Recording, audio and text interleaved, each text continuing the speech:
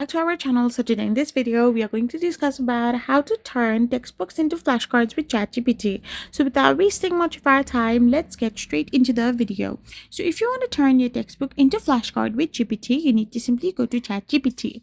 Now to turn textbook into flashcard in GPT, all you gotta do is simply paste or select upload a file in it.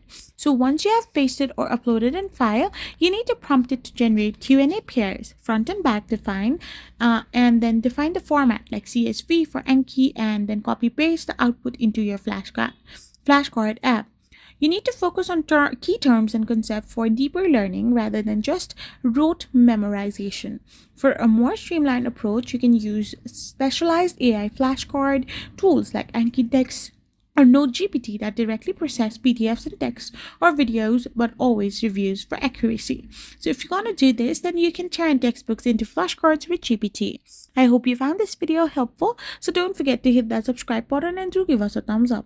We will be back again with more informative videos. Thank you for watching.